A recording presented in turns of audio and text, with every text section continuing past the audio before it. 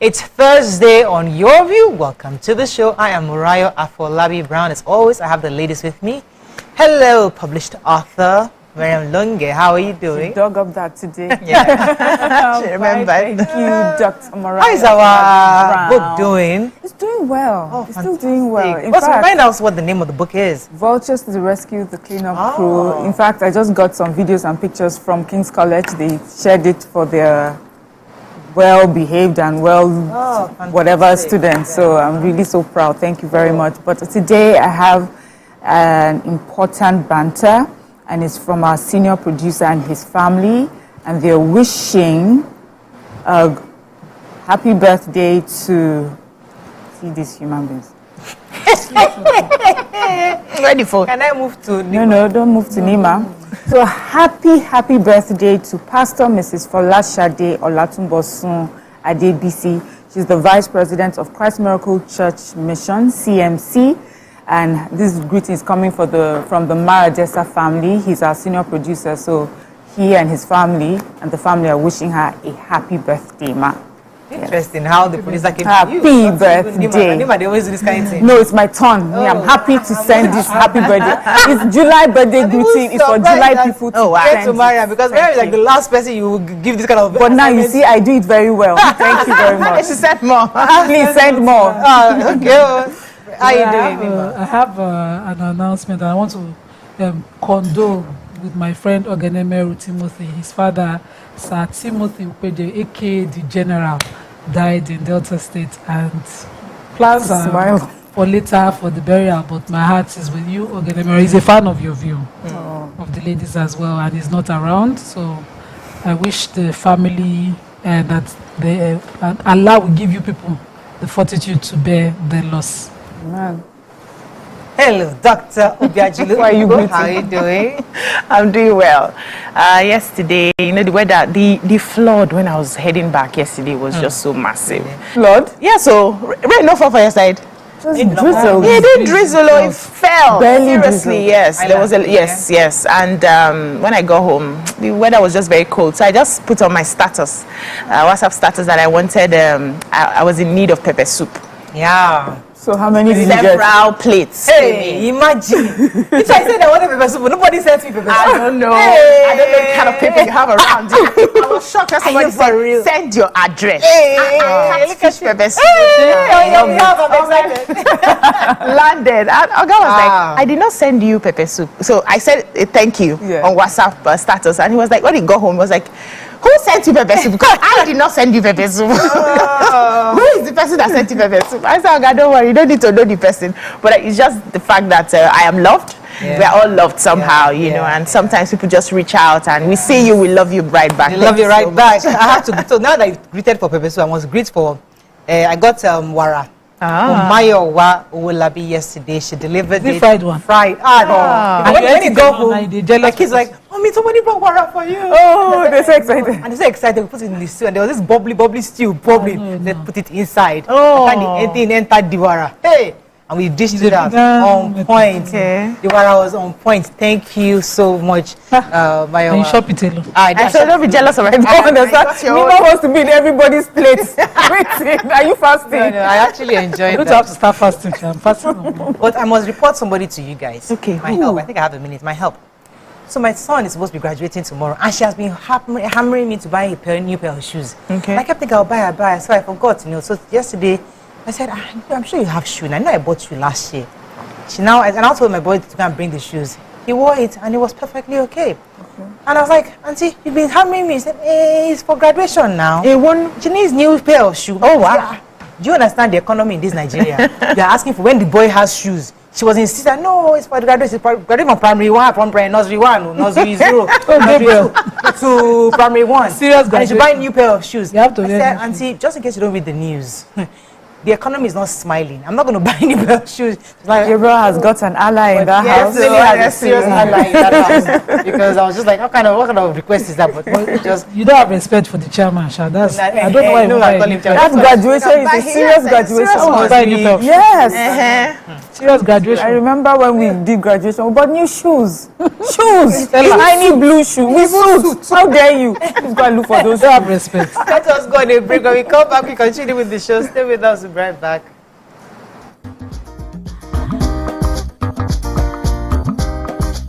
Stay tuned. Your View will be right back.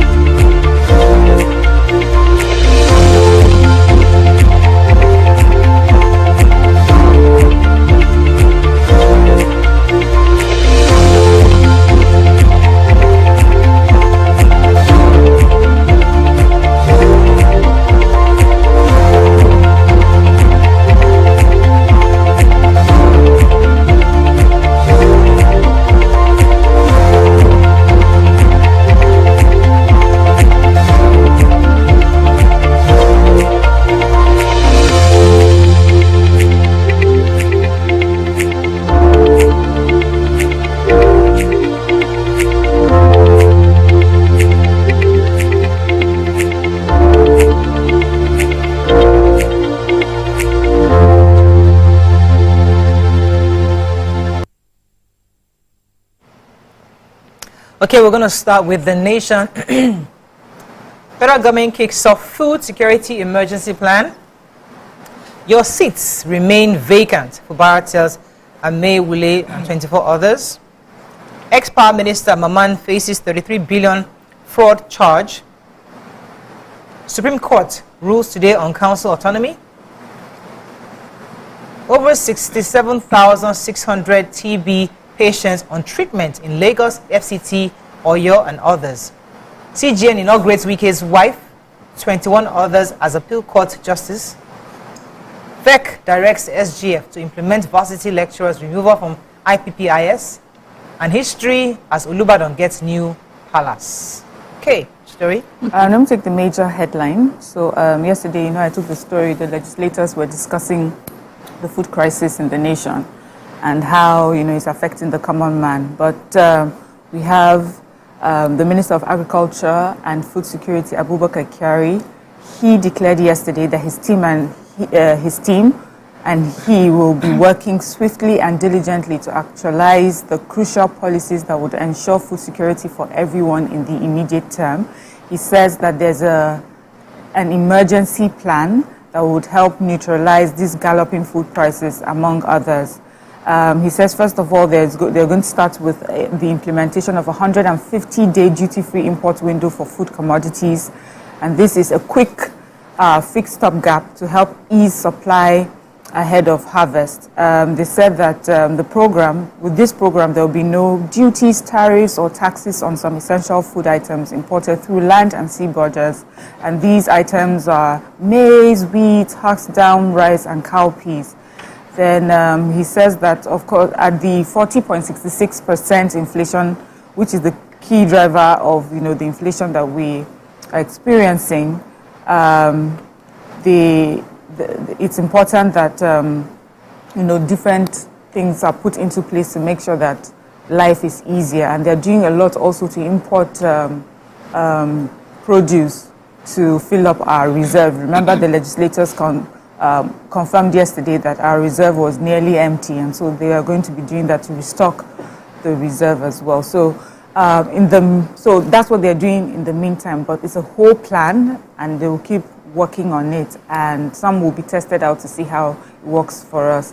Rice also will be brought in, but we have on the other side local farmers who are afraid that these policies may affect local farmers. And I'm saying that for me, in this case, the farmers are barely able to meet demand, so I'm hoping that this will it's a short-term thing to help us, with the availability of food. And then after that, we'll go back to encouraging our local farmers to produce. I would have said something, but let me not say. Let's leave it. They're making money from this scarcity. The local farmers? Yes, seriously. They're hoarding and making it difficult to get produce. According to Bayo Ononduga on his Twitter page yesterday, or X page, he says that the FEC has mandated the SGF, George Akume, to immediately expedite the removal of the lecturers from the IPPIS platform. That's the integrated personnel and payroll information systems. You know, ASU had gone on strike insisting they should use the one that they have designed and that understands and works perfectly for them. And this government had agreed in 2023 to that removal. And so yesterday at FEC meeting, they said expedite it, do it immediately. And also they approved the establishment of the National University of Science and Technology in Abuja yesterday, which is a Pan-African institute dedicated to teaching African scientists and technologists. They had a lot of other items implemented, but I see them in various headlines on the news.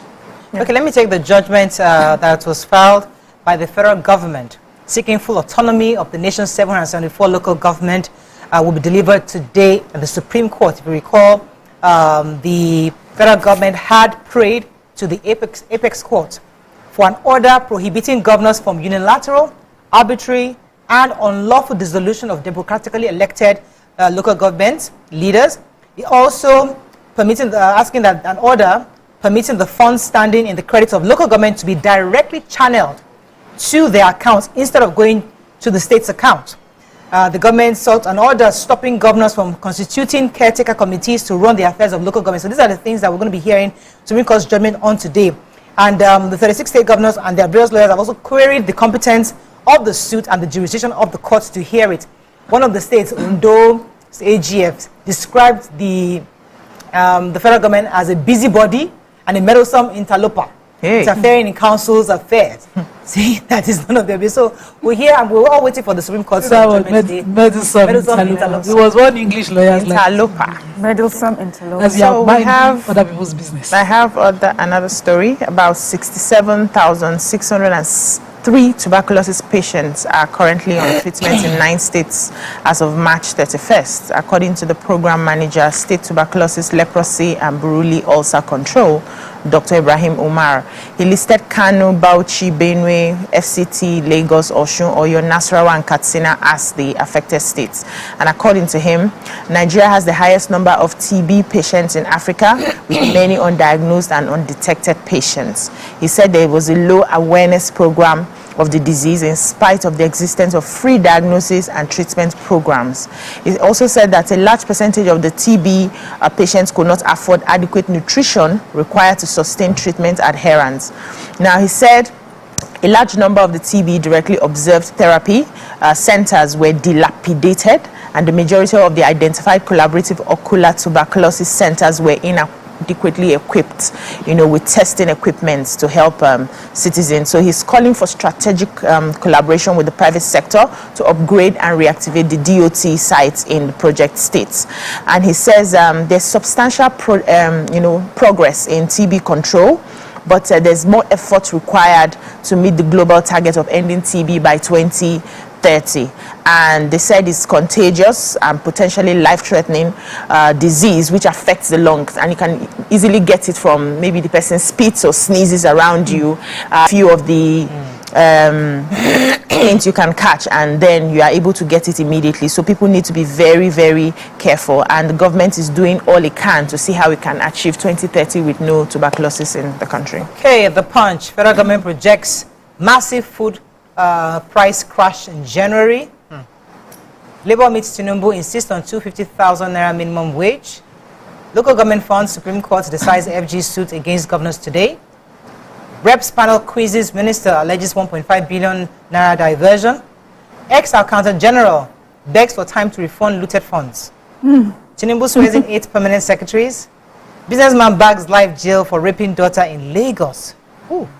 Conflicting orders embarrassing. Airing judges risk sanctions, says CJN. And 12 states allocations rise by 40% as FAC hits 4.5 trillion naira. Yes, I have the human interest story. So a 34-year-old businessman, Oluwafemi Ashekeji, he's been sentenced to life imprisonment for assaulting his 12-year-old. And the court found him guilty, and they said that everything to confirm that he had done it was followed. The witnesses that spoke against him, they were his the mother of the child, his father, you know, and an acquaintance that was privy to what had happened. So for sure, you know, he's getting what he deserves. So she says, the child says she was 12 years old in 2020 and her father had come home drunk. He instructed her to go into the bedroom and take her clothes off and went ahead and he defiled her. And after that, so sad, he asked her to drink salt water and then he took videos of her. What? And told her that if she were to say anything, he was going to put the videos up. So she didn't say that and he had also threatened to kill her. That's why she didn't say anything for a while until she finally opened up to people. Her father. That guy doesn't deserve a life imprisonment. There's got to be something more. There's got to be something more. Sharp. Can't keep doing this. They are so lucky I'm not the supreme. I'm not the chief judge of this country. Let's go on a short break. That's true. Stay with us. We'll be right back. I think they make me CG.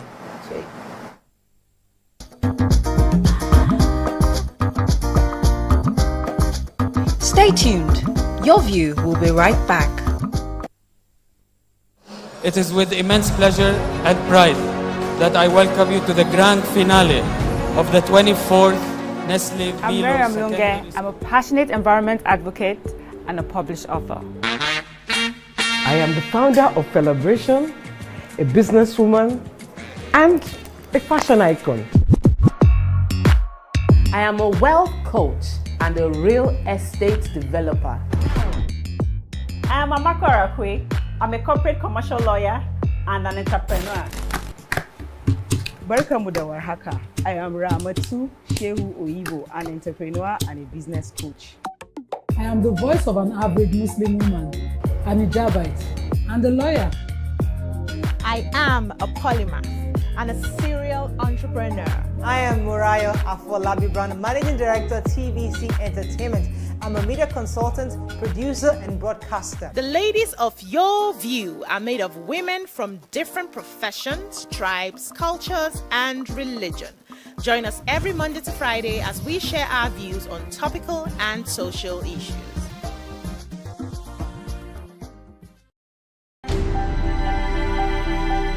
Entertainment to me is everything. Entertainment is surrounding myself with loved ones, family, watching some good television shows, TV series, listening to good music, and taking a trip around the world, seeing new places and interacting with different people, and also having a feel of different culture and people all around the world. So for me, I would say entertainment is life. It's larger than life. Ladies and gentlemen, we have Made Kuti in the view. It's still 7 of 7 and we've been doing a whole lot of protesting. The only thing that remains is just to carry placard. It's about 5 of 7 to be honest, because ask your question. I have so much to speak about once we finish. We will not give you the time because it's 7 of 7. I will make the time now. He said he will not ask questions about science. Thanks for staying with us. No. Have a story? Yes, I have the facts too. You know that I'm interested. Fact, yes. So, out of all our 36 states, about 10 of them had a 50% increase in their allocations, and 11 of them had 40% increase. Let me count the states with 50% increase: Abia, Benue, Ekiti, Katsina, Kwara, Lagos, Ogun, Osun, Plateau,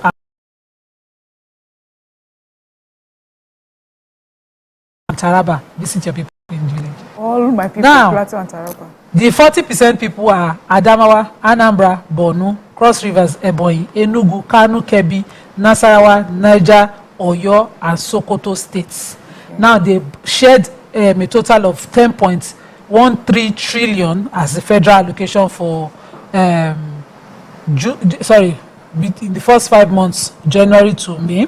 And these 36 states and local governments with federal government shared this amount. To the states, an amount of about 4.5 trillion was given, and they had their allocation increase exponentially.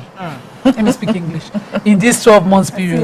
So 4.5 billion now they share for them, and they have money So there's no government give us it's paper money because no allocation that was generated from our total revenue after they divide it. That's what they got. Because of inflation. The value might not be giving you. I'm just trying to see. Money is money. Leave inflation first. We know even our own small money, there's inflation inside. So this money is shared. So in a nutshell, state and local government are their earnings from our oil exports, our taxes, and other statutory. So in a nutshell, your local government should be fixing your roads, yes, covering the potholes, clearing your gutters, and because they have the money around. So everybody can give us the system. That's why that's judgment for tomorrow. I did not take the story today. It's today. I want to see the outcome because that money really they should have waited for this so that they'll pay them directly. So I know that you don't get money. How far? Come and do the work. Let me take this story. Please, I beg. It's important that I take this story. The former acting accountant general of the Federation, Anna Mekwe Nwaboko, on Wednesday has pleaded with Justice James Omotosho of the Federal Court to please give him more time to return the looted funds. He needs a bit more time. He says that he and his co-defendant, Mr. Felix Onweke, are facing 11 counts of money laundering to the tune of 1.6 billion. How can he just bring that money out like that? Please, we need more time. At least he's not arguing. Yeah. No. Go and apply to court in Abuja to transfer to some state. They don't agree. To get they the took money any money. I don't know what to say. The article didn't give us those details. Just this said one, I'm begging. Say I will He's refund on his behalf. Give him time. We are bleeding. Two teenagers identified. This Thursday show. You were. Delilah and Babatunde have been nabbed by members of the Nigerian Hunters and Forest Security Services stealing a high-tension electricity cable in Arola village in Ede, Osun State. The security source said the suspects were arrested by the hunters and they lay in the bush waiting for them. Was an ambush for them because they had suspected that those people were, doing such activities. So they said they nabbed them around 3:30 p.m. in the bush on Tuesday. And they said before they even got them, they had successfully cut the electricity cable from the high tension poles in the area, and they were about to flee the scene when they were caught. So the matter has been, is in the police. Investigations are ongoing. They are likely going to be taken to court today or tomorrow. And one of the reasons they were able to catch them were because the hunters said they know the terrain very well. They were able to monitor what was going on in the bushes. This also brings me back to the community policing we've been talking about. People who know the terrain can now begin to hold. Once you see any nefarious activities you are suspicious of, you can now go into the bushes and do what is needful. Also, we need to pay attention to our environment and hold each other accountable. We can't just keep minding our businesses and allow infrastructure that was done with so much money to be carted away with by people who are just there to steal and sell it and make small change of it, and then tomorrow the government is looking for another billion to put in the same infrastructure that they have bought. We need to hold each other accountable. That's why I decided to take the story. Let's move on to Daily Sun. Sorry. You're reading something else. Daily Sun, minimum wage. I had a meeting with federal government. Labour insisted on 250,000. Really? I'd rather resign than rule on bended knees, says Fubara. NDDC presents 1.9 trillion naira budget estimates to reps, strategizes for region growth. Our judicial system now mockery, says CJN. FG governors no faith on local government autonomy as Supreme Court delivers verdict today. And the story I've been waiting to tell you. Ebonyi Assembly has banned prophecies by pastors and others in the state. Let me give you this story. Give us. Hey, Father in heaven. So, let me just give you the Ebonyi State House of Assembly has banned prophecies, crusades for spiritual cleansing, fishing out witches and wizards by some acquired, reclaimed prophets in the state. The ban was sequel to a demolition of houses and destruction. So what happened was that the youths in this village, I think it's called, the local government is Easy Local Government in Easy Local Government in Ebonyi State. The youths in this hired prophet Ubadimma and his cohorts recently for a spiritual cleansing exercise to fish out the wizards and witches in their village. He came and prophesied that Chief John Ekpono and others have tied the destinies of all the youths in the community and have stopped them from progressing except for his own family. So Wow. The youth were infuriated. Chief Ekpono is the one that tied our destiny. This prophecy infuriated them, and they all went on rampage, destroyed Chief Ekpono's house, and they sacked his 3 wives, looted his property, including That's witchcraft. The roads leading into the village were blocked. Ditches. The ones thank God the police came in handy very quickly. Said that the timely intervention of the chairman of the Easy local government, Steve Nwakpa, saved the situation of Chief Ekpono and all his family members. How does one person pick the destiny of all the villagers? You didn't even pick one person from your families. Somebody that the people that acted as witches and wizards were those that went on rampage. Exactly. And the witches. Fake false, even the false prophets. That's the head of the wizardry. Because they would have lynched that family. That story in Daily So there is, and I forgot myself because I have another interesting story. Rivers State Governor Fubara is still gisting with his people. They came, a group of people came to visit him, and while he was talking to them, he said, he would rather vacate office and go home peacefully than rule on bended knees. He said that if bended knees is supposed to be a form of loyalty, then he's not doing it. And then he talked about the pro-Wike lawmakers, and he said that he wanted to help them, that he had known them long before this political crisis. That these are people that he has helped to pay their rent, pay children's school fees, but then they went to go and do themselves, and they defected from PDP to APC. And now they are gone. Whether they like it, they are gone. He says their ranting is noise making from delusional folks. Anyways, he says that as far as he's concerned, his government is already preparing the 2025 budget, and their priority will be placed on education, healthcare, and agriculture. And the peace-loving people of Rivers State will see them doing their work. As for the rest, they think that they are sleeping. Meanwhile, this administration is forward-going while they are in the past. I thought it was interesting to say, bended knee. I'd rather go home. Situation, but bended knee, exactly. So the Chief Justice yesterday inaugurated 34 judicial officers made up of 22 justices of the Court of Appeal and 12 judges of the High Court of the FCT.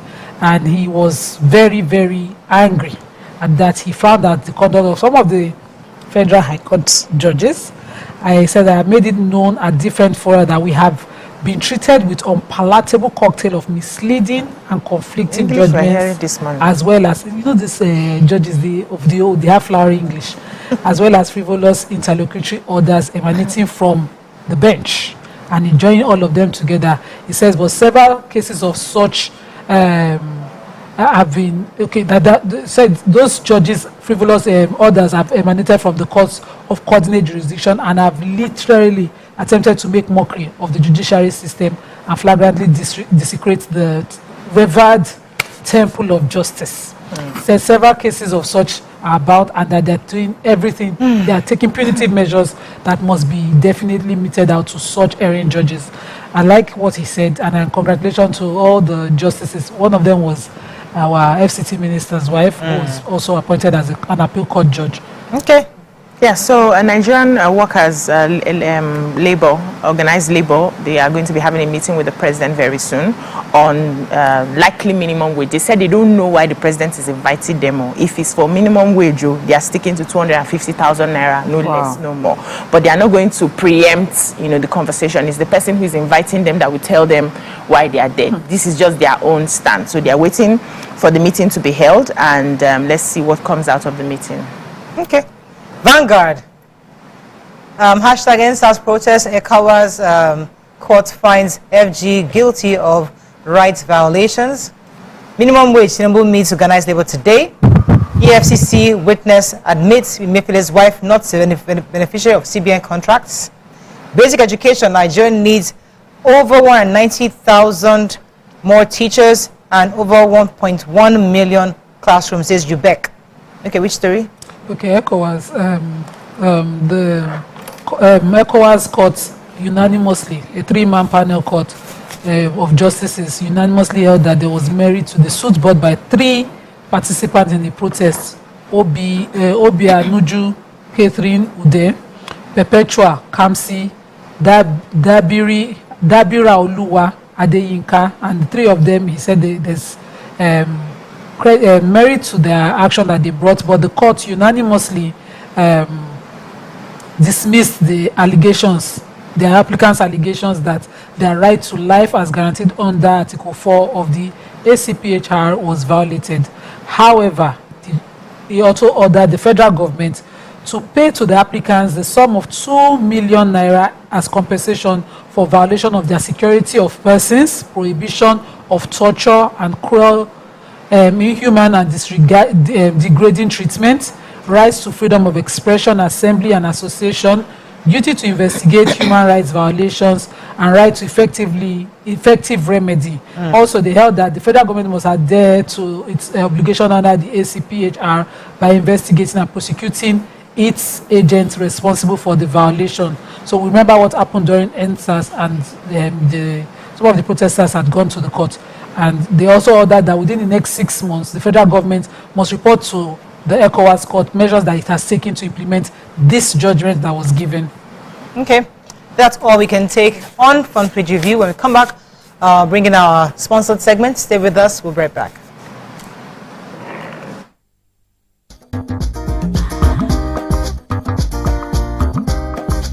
Stay tuned. Your View will be right back. Some say learning is fun.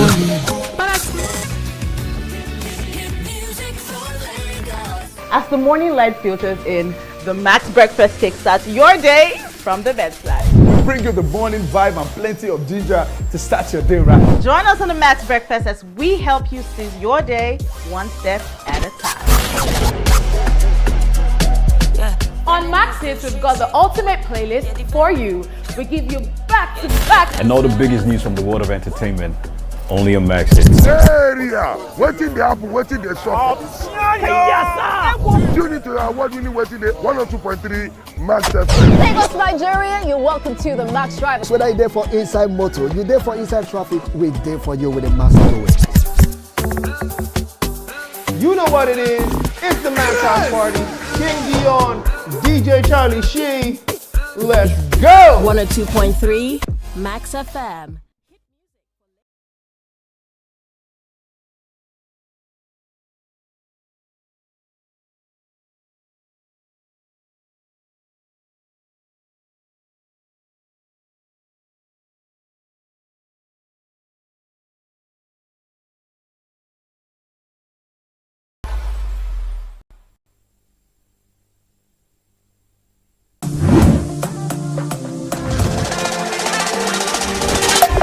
This week on Reality Check, we will be taking a critical look at some of your favorite TV reality shows, from Nigerian Idol Season 9 top 4 performances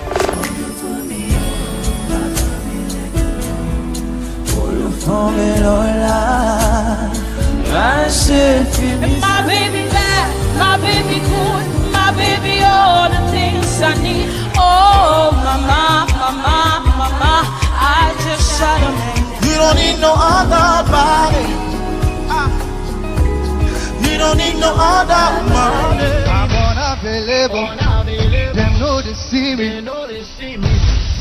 to the Love Island UK reality show. Got text. Head to Castle Mall where 6 sexy new boys are waiting to meet you. #girls.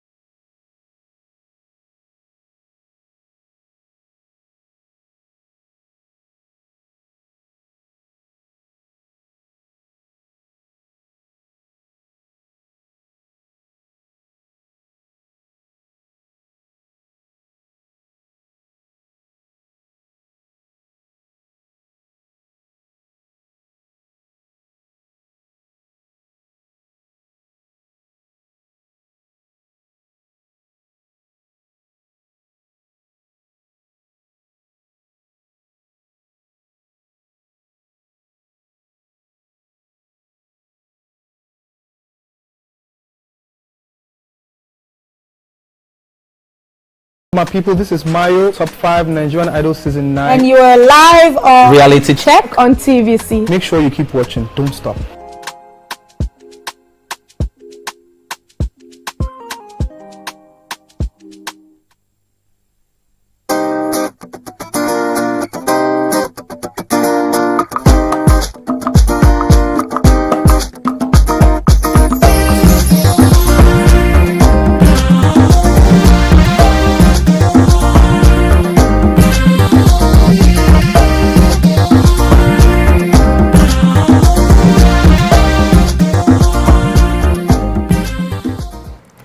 Thanks for staying with us. So joining us on this show now is to tell us more about Color of Well-Being. Is the Executive Director, Institute of Counseling in Nigeria, Dr. Tolu Okogeri, a friend of the house, I would say. Welcome back. Thank you. Good to have you. And also we have the founder, the Dew Center. Welcome with us, Omon Anene, to the show. Thank you for having me. Good to have you on. So tell us, what's this Color of Well-Being? What is it about? Let's start with that. I don't know who would like to go first. You want to start? Tell us, what is that about? So, Colors of Well-Being is an event that has been organized. Let me pause you for a second. Yes. Sorry, I'll also show a video first. Sure, go ahead. Let's see the video and then we come. Let's do that.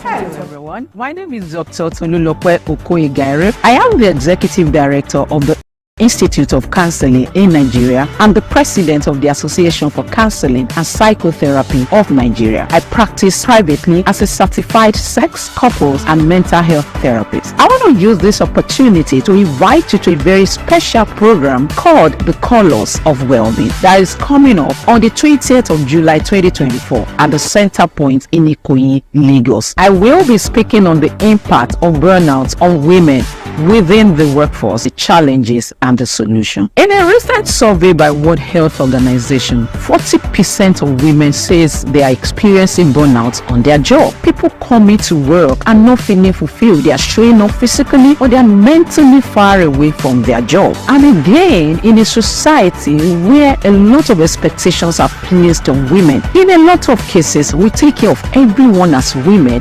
and we leave ourselves behind. In this program, we are going to be concentrating so much on how you can take care of yourself, how you can thrive and not just live, and prioritize your mental health. I'm so excited about this event and I can't wait to see every one of you there. There's one more video.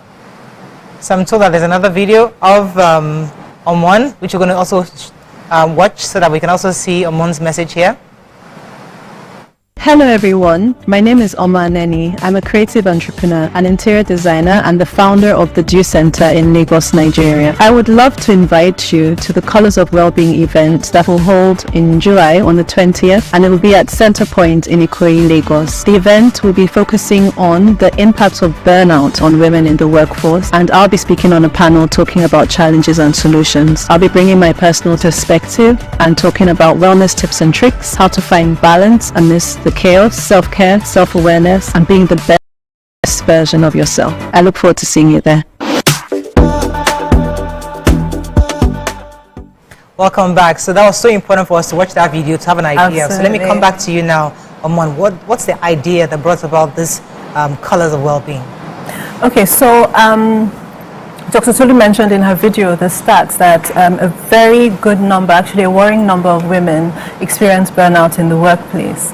And one of the key reasons I would say is because lots of people are going through challenges that they don't necessarily know and they're not necessarily encouraged to talk about, and they don't necessarily have the tools to deal with and to cope with those stresses of everyday life and work and entrepreneurship and running a business. So the reason this event was put together is to basically create a platform for lots of different experts to come together and have conversations around the issue of burnout itself, but also the solutions, possible solutions, as well as the sessions, the talks, the panels. There will be lots of activities, so there'll be things like massages, there'll be some yoga classes, there'll be like little little bite-sized experiences that you can have on the day, and hopefully takeaways that you can begin to introduce on a more sustainable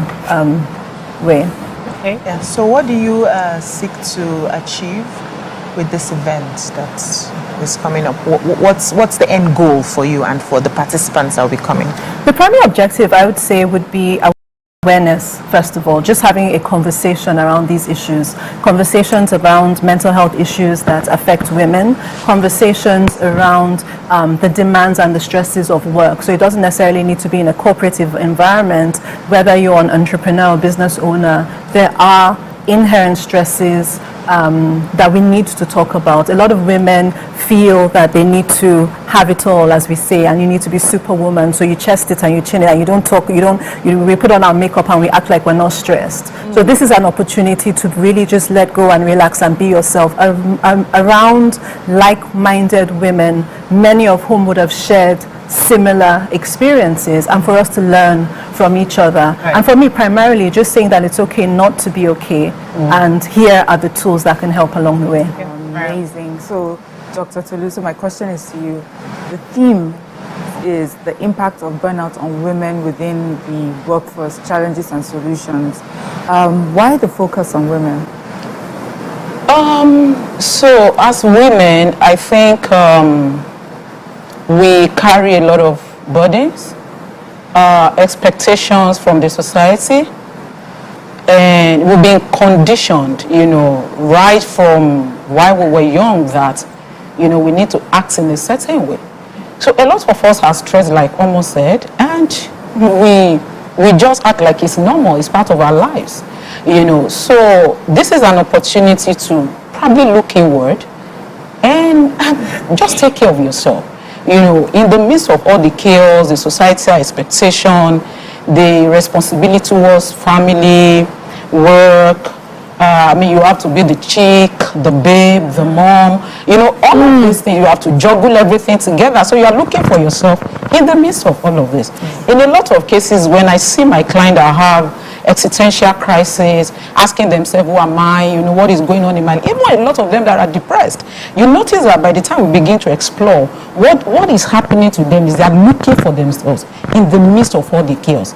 So they are like, what happened to the Tolu that used to do this? What they don't even know. So what we are looking at in this event is you being able to find yourself in the midst of all the chaos. Sometimes I go out as little as going out to eat in maybe a fine restaurant, and I want to eat and I'm thinking about my daughter. I need to, this food is nice. Can I be eating without my, So we are like that. We'll be conditioned that way. And so in a lot of cases, we just take care of every other person and leave ourselves behind. So we are saying, come out.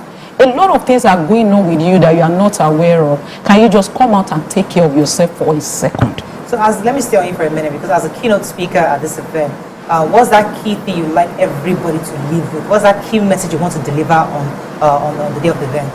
So at the end of the day, I want you to come out of that place knowing who you are, becoming self-aware, loving yourself, because you can't give from an empty vessel. What you do not have, you cannot give.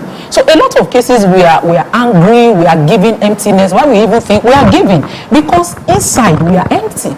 So I want you to come to this event and be filled up. Thrive, take care of yourself, enjoy yourself for a moment, find yourself, be self-aware, become a better version of yourself with more self-esteem, more self-confidence when you are living that program. Yeah. So let me ask, what caliber of people are we expecting at this event, and what does it take to be a part of this? Well, the event really is targeted at any woman who is working or running a business, right? So an entrepreneur, a business owner, an employee in the workforce, a tech babe. It caters to that entire spectrum. And, it's called Colors of Well-Being because we come in all shapes and sizes, all colors, all shades, and everyone's welcome. Yeah, so what does it take to be a part of it? Well, it's you just need to sign up. It's colorsofwellbeing.com. Just go online and then you click to register. It's pretty straightforward. Dr. Tolu again, workforce. Do you think that the work environment is geared towards helping women, with this Yeah. Do you think so? A recent research says that 8 out of 10 employees, 8 out of 10, this is even in America, says they are going to experience burnout in 2024. 8 out of 10. Now, think of Nigeria. Think of Lagos. Think of an environment where 10 out of 10. you have to wake up and fight like 10 battles before you even get to work, right? So you can imagine what that is doing to you. So you get to work and you are just present, and that is why you see there are a lot of presentism. Presentism is when you are there but you are not there. In fact, it's better you are not even there in the first place. But we have to show up. So you are showing up and you are just giving maybe 10 or 20% of your capacity because of the things that you are dealing with. So we are saying that, are the organizations doing enough? They are trying. I don't know. Do they understand it? Do they get it? You can do better. You can prioritize, because all of this we are talking about is about mental health, right? Without mental health, there's no physical health. A lot of leave of absence, sick leave, as a result of unresolved emotional, behavioral issues, psychological issues that people are dealing with. And then we are saying that deal with this. If you are more aware, like recently we launched a platform, saying, bring your organizational members to this place. Let them get, therapy. When you talk about therapy, they feel like, we don't need it. Oh, we are not mad. Yes. You think we understand, but we still don't. So I feel like, I'm in the best position to tell you if organizations are even doing well when it comes to mental health, because we campaign from one organization to the other. And I tell you that they don't even know this. Like you said, they don't understand what you are talking about. They tell you we do EAP, we do HMO, and we are saying it's beyond that. It's beyond that. Giving people the platform to be able to walk into a safe space and say, this is what I'm going through. Can I talk about it? Every organization should have a counseling office. But there's a thinking that life happens. Yeah. Nobody's a smooth ride. Things will happen. There'll be ups, there'll be downs. So when you keep finding ways to buffer it, you're not living. Life is about good times, bad times, stressful times, great times. So you're supposed to be a complete person. So that's the mentality people feel like, all this doing therapy, cuddling, you're just giving something in that's not there. That's the mentality a lot of people have. So how would you say? But that's wrong. That's wrong. You see, what you are just saying is true, but are you going to be stressed? Are you going to be exposed to stress? Yes, you will be. But your state of mental health determines how you respond to that stress. So in a lot of cases, it is not the situation that is stressing you that much. It is the way you are responding to it. So two of us we are in the same office. We have a wicked boss of support. You are coming to work and you are crying. Your heart is beating. The same boss. I'm coming to work and I'm being myself. So it is the state of my mental health that will help me to react to that situation the way I am doing. And this is why it is very important. So balancing is taking care of your mental health. We have to wrap up. Let me let Amon just tell us. Use the word balance and looking after yourself, seeking therapy, self-care and all of that doesn't stop life from happening. Doesn't stop for you from living or having a variety of experiences, but it just equips you better to cope with them and just get the absolute best out of any experience. So it literally can be pouring with rain, and as you said, two people have the same situation but take two completely different things out of it. I'm thinking it's raining, that's wonderful, so the plants in my garden are going to bloom. And somebody else is thinking, oh my goodness, my hair is going to get wet. So, same experience, but two different mindsets. Just remind us once again the day, time, venue, the whole works. So it's on July 20th and it's in well, it's pretty much all day, and it's in Ikoyi Center Point. Center Point. Okay, that's all we can take. Thank you so much for joining us this morning. Thank you for having me. And hope you guys are able to get the therapy that you need, the well-being, the colors of wellness. I love that. I really love that concept. Let's go on a short break. We'll be right back.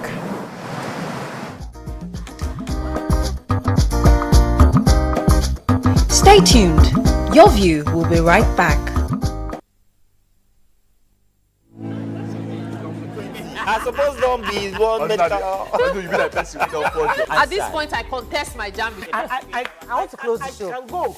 I can. That's all we can take. Ejeki, close the show. Ladies and gentlemen, At number 1, Unavailable by Davido featuring Musa Keys. We also have today's chef special. Yo, shiny, yeah. So recap done, and it's time for number 1 on the countdown. One of Nigeria's hottest artists right now, his name is Rema, and this one is called Charm. Kick it.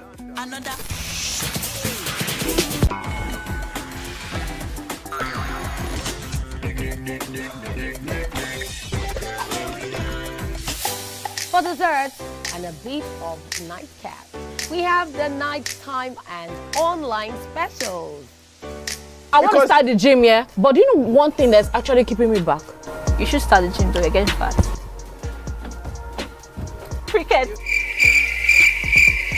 She says she does pole dancing to empower women. What's the difference? There's a difference. That's what I'm saying. So pole dancer, you're already almost naked. You're already almost naked. No, it's the empowerment for me. Sex can make your relationship better. No. Sex can never be overrated. It is needed. Especially when it's good sex too.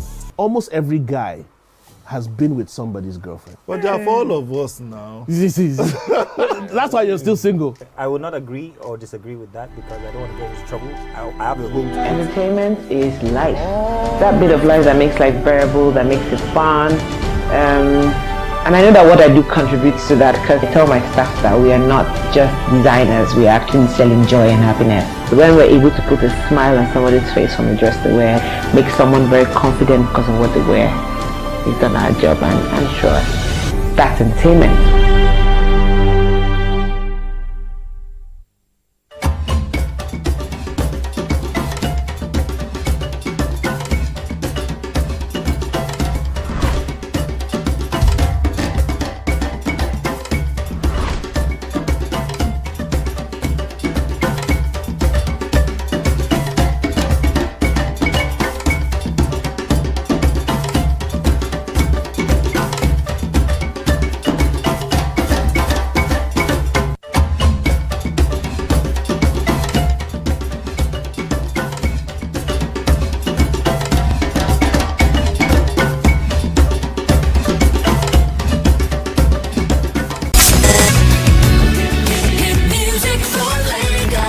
As the morning light filters in, the Max Breakfast kickstarts your day from the bedside. We bring you the morning vibe and plenty of ginger to start your day right. Join us on the Max Breakfast as we help you seize your day one step at a time. On Max Hits, we've got the ultimate playlist for you. We give you back-to-back. And all the biggest news from the world of entertainment, only on Max. Area, waiting the happen, waiting the shop. You need to award-winning waiting the 102.3 Max FM. Lagos, Nigeria, you're welcome to the Max Drive. Whether you're there for inside motor, you're there for inside traffic, we're there for you with a Max Drive. You know what it is. It's the Max House Party. King Dion, DJ Charlie Shee. Let's go. 102.3 Max FM. Hit music for Lagos. It's downright time to speak with the Gen Z perspective. Hey, chick on me this and they were like, this is Sharma, this is Sharma.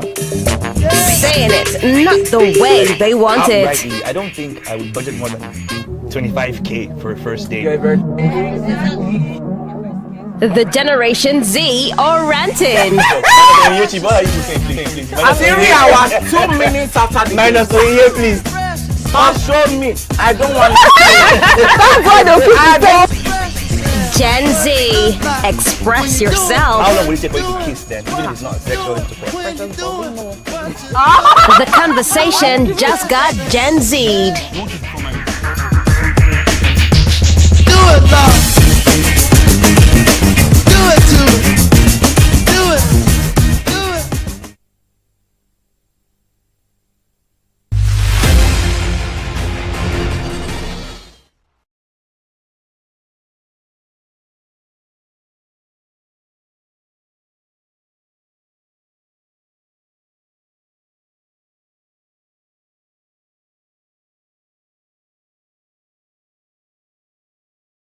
This is 7 of 7. My name is OJ, and signing a sobriety into my hands tonight on this social experiment called the 7 of 7 is Owen G. What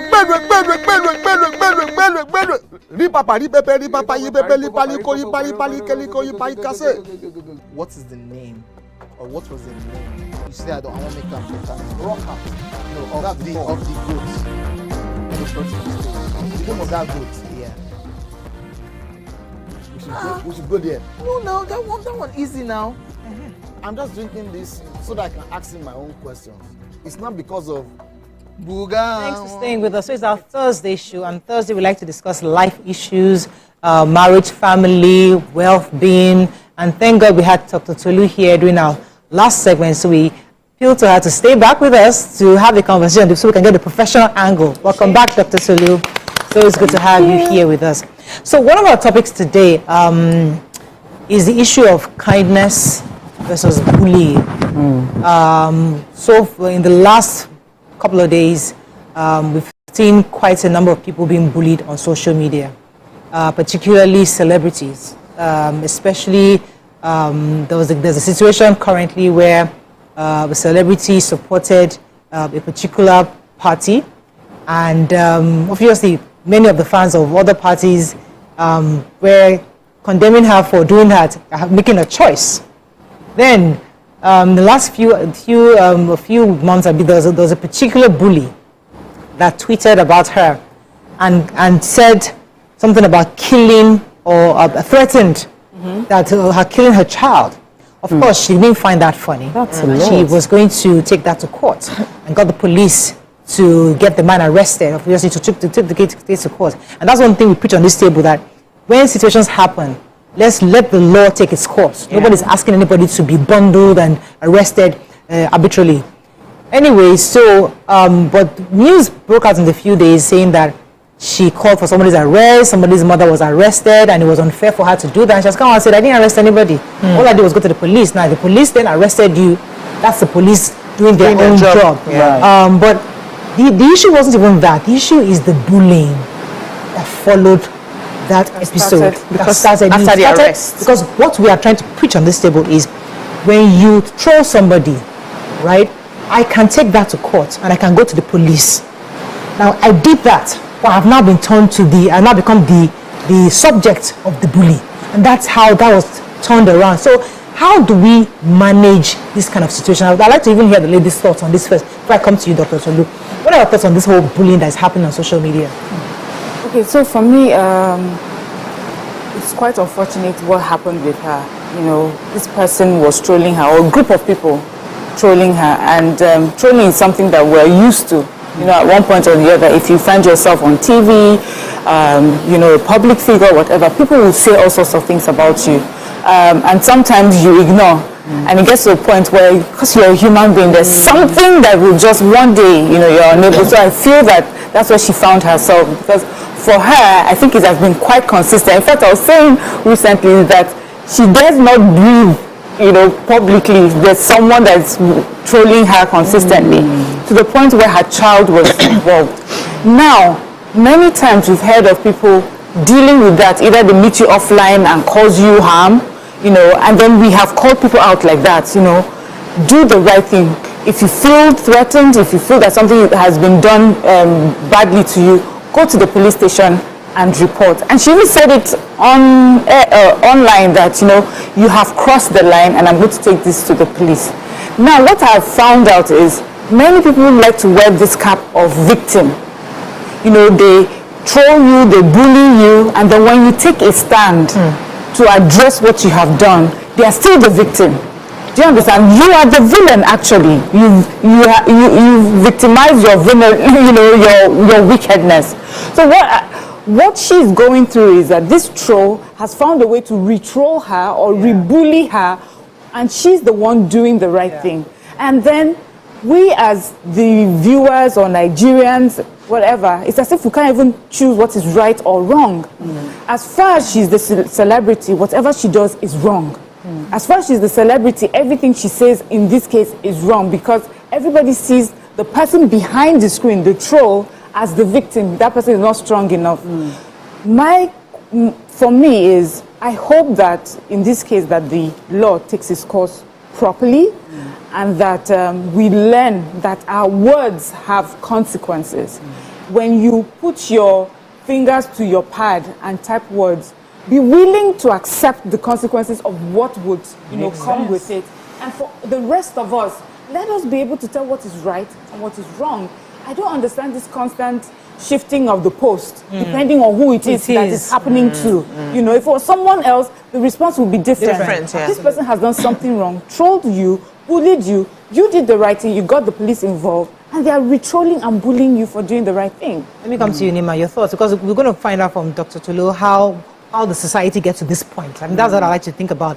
How do we get to the point where we can't even tell what is good, what is right, what is wrong from left? Let me come to you, Nima. What are your thoughts on this whole? We like to, use one person, put the whole weight of our grievance, stress, whatever we're dealing with, on one person. And I've seen that over time. We as OAPs have been victims of it.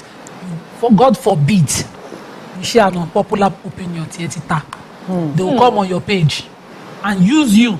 For every other person who have expressed that opinion, they believe, oh, you belong to that person, that's why you share the same opinion. But they live in their houses, and people have varying opinions, and they respect it.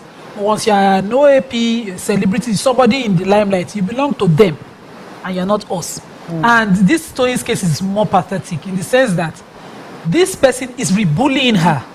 This group of persons are redoing it. So Toyin did not arrest anybody. She petitioned the police.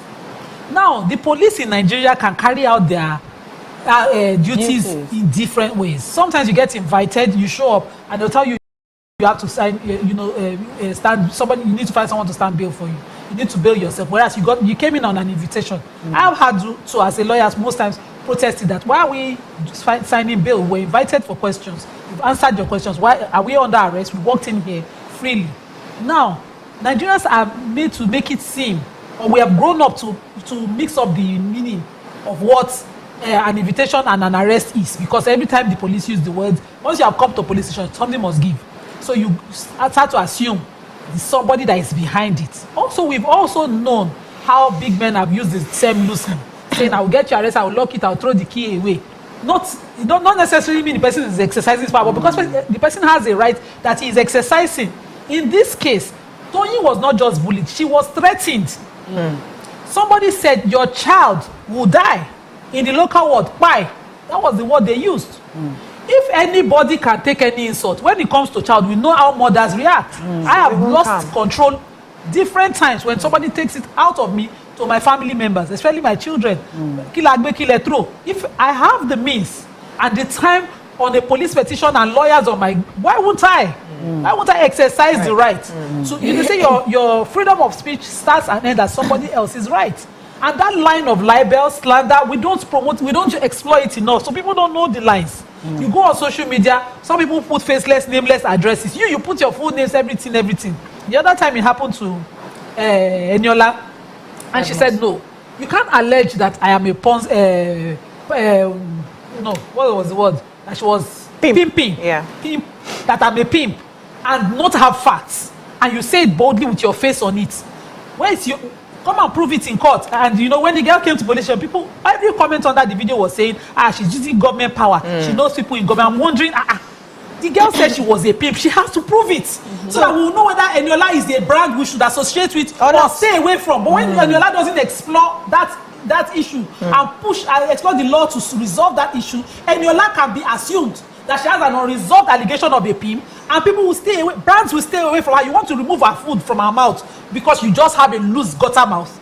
That's not how it works. If I see Eniola do something wrong and I have facts, videos, I hold it in my left hand, like I can call her out. But when I don't have it, somebody tell me. I tell Miriam tell BC now tell me. Now come and tell somebody, and I'll put my own face. Somebody, you should pay for it. I should pay for it. Let me come to you, BC. Your thoughts on this whole thing that's happening. So, first of all, I feel my heart goes out to Toyin. I think she's a strong person, and I think she's handling it well, right? She's also a very nice person, right? Because no mother will sit by and hear anybody threaten to kill their child and take it this lightly. She's even trying. There are some people you cannot try that with. And for me, my question is, what if she arrested him. She has the right to. You don't threaten somebody and then expect the person not to do anything. So what I see that happens in society is the fact that once you have a little bit of privilege, and you are perceived to have a little bit of power, whatever you do is considered bullying, even against the people who are the ones really doing the bullying. And that's why society will rally around the person they feel is a victim, or the person they feel is less privileged, or the underdog, you know, without objectively looking through the issues. If it had happened to somebody else, they would have reacted a different way. But because this one is a so-called celebrity, no, now she has power, she has money, she has fame, she has government people behind her, let us teach her a lesson. And that's what's playing out. And we need to be very fair when we are dealing with other human beings. We are all human beings. We are all going through our issues.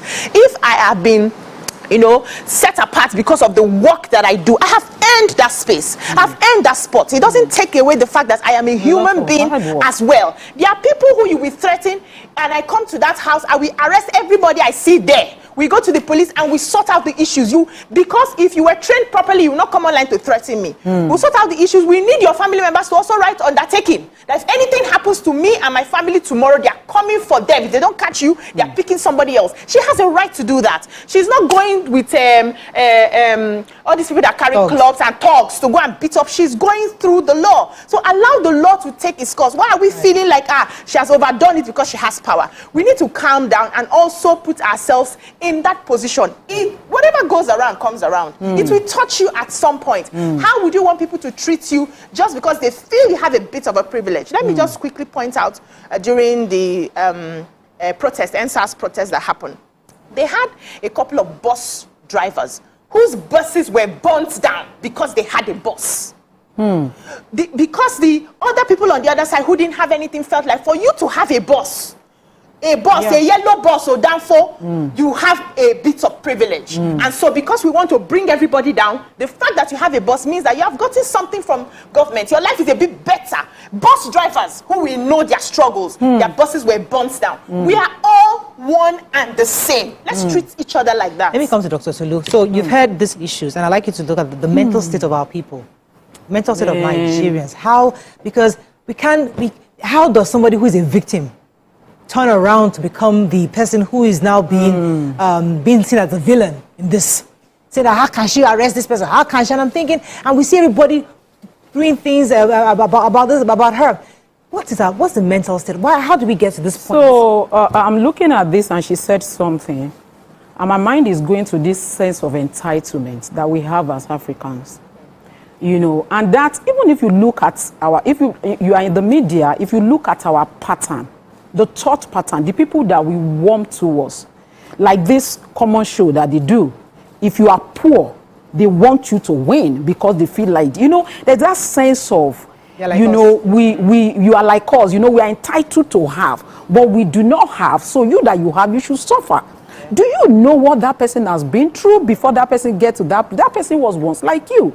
But it's like, Nigerians have this mentality of pitching tent against you the moment they feel like you are not suffering like us. And that is a serious mental health issue. That's number one. But major thing I want to really talk about is, you know, when I say it in a lot of cases that we are not well, in quotes, we are actually, a lot of things are wrong with us when it comes to mental health. You know, I see things online and I want to read comments. I want to read like 10, 20 comments, and it just tells you, you already know the state of mind of the people that you are dealing with.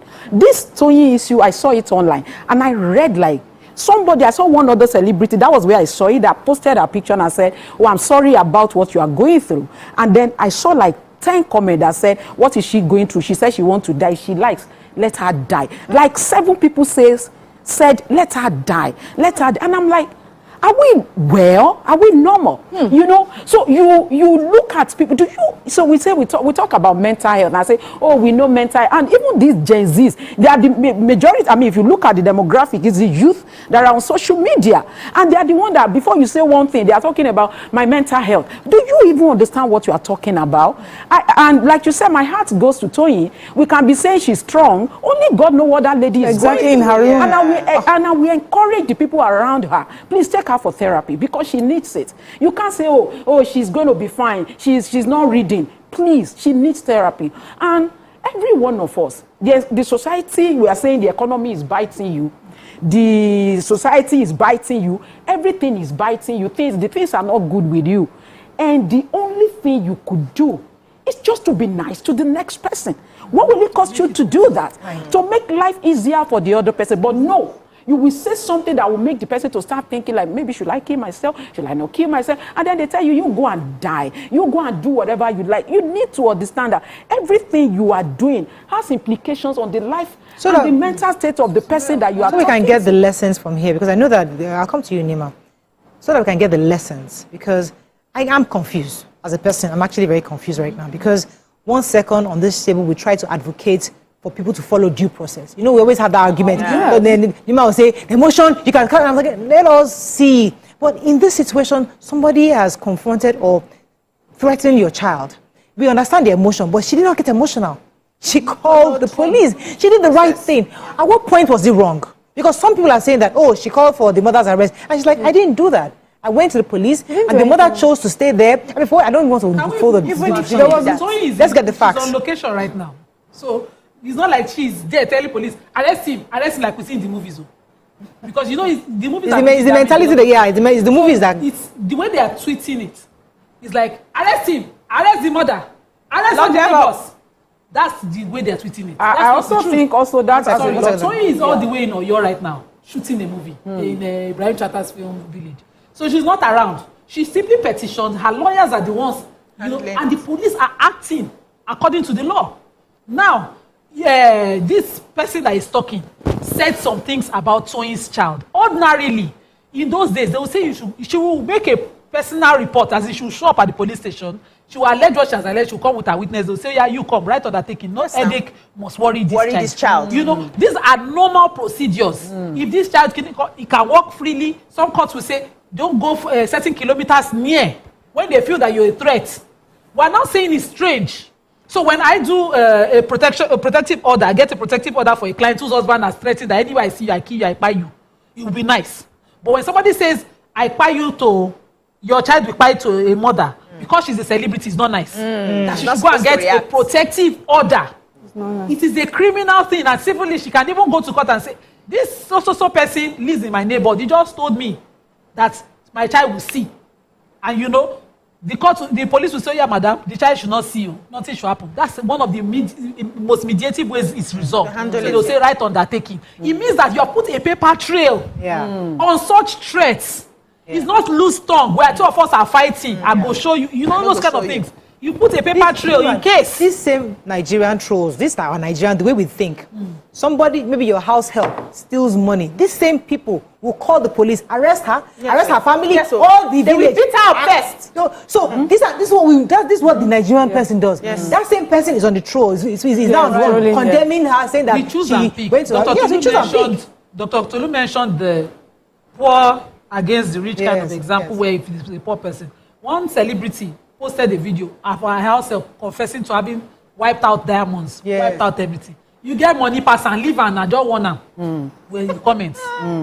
Where did the rule of law come in? But if the house help goes to the other side and steals again, those Nigerians that were telling her, the Toyin right now to go with the law.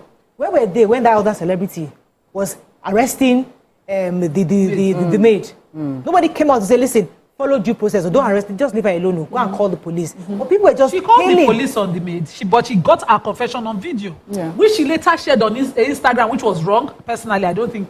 But you know, she got that evidence. And then she said, I've handed her over to the police, which was captioned. And they still say, ordinary diamond, you big pass them now, leave them now. Imagine. You know, we pick and choose.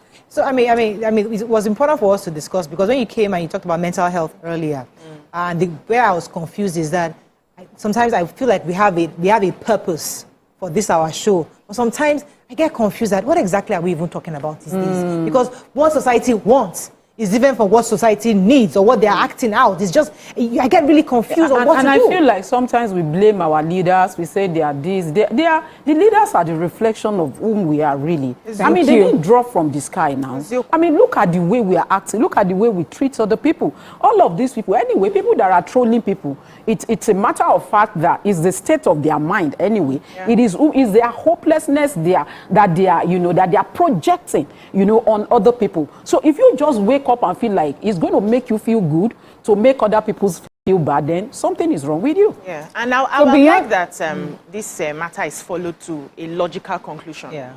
People need to start bearing the consequences of their action. You can open your mouth and say anything, but you cannot determine how what you have said goes. And when the consequences come, you cannot pick and choose the consequences of your action.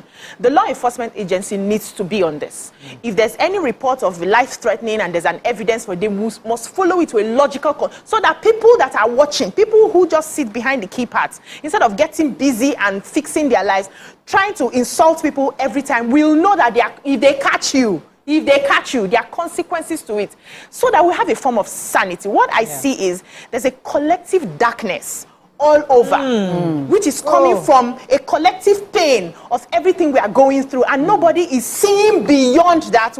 We just want to pull. We're happy when another person is down. Yeah. How dare you shine? How dare your light shine? Yeah. How dare you win awards? How dare you become a celebrity? All of us should be crab mentality. All of us should be down. We need to collectively hold each other up, collectively shine the light, so that if it's happening to you and we are able to fix it, the law, the systems in place, everybody is fixing it at that level, people will now learn how to live better. I used to say that everybody here is mad. They always come for me when I say that. Yeah. But if you look at it critically, everybody here has one mental disorder or the other that we're not labeling, we're not calling them out, we're not able to go to get that therapy. So we need to understand and have these conversations, and that's why I'm happy for the show. When you understand that you're supposed to be your neighbor's keeper, love your neighbor as yourself, but first yourself. Let me take this caller from Mariam. Mariam from Abuja, thanks for calling your live. Hello, good morning. Morning. Yeah, I want to ask you this part. I saw this minute that happened. I just feel for him. I feel for the people that have that time. Because sometimes when people going home, you look at them as if they are not human beings. This thing that happened, there is this person called this very dark man. He was the one that escalated the whole thing. This dark very man, I don't know how they call him. He did not check the tweet very well. He came out and began to attack this lady, Toyin Ibrahim. But later on, when he now saw the tweet, the right thing, he started apologizing. But those his supporters didn't see his apology anymore. They have already concluded and started dealing with him. Even this morning, I went on it. I saw that they have brought down his, her. It's going to come to you, Mariam. Yes, so it doesn't matter who a ringleader is and whatever. Nobody, especially online. You can't see someone tied a rope to your neck and force you to do anything. There's nobody that is a leader or the leader of any group. You are who you, especially online, you take full responsibility for what you do. In fact, being online shows that, the decision is solely yours. If it was physically, they come and pack you somewhere, we can even say, okay, it's because you were there, you do not know what happened. But for you to get online and type the words that you typed, you did it because it was your choice to do so. Now, beyond mental health, beyond, how we should feel, be kind and be empathetic, the law has to step in quickly and seriously. Because whatever your mental health issues are and everything, the moment it starts to hurt another person, we're sorry.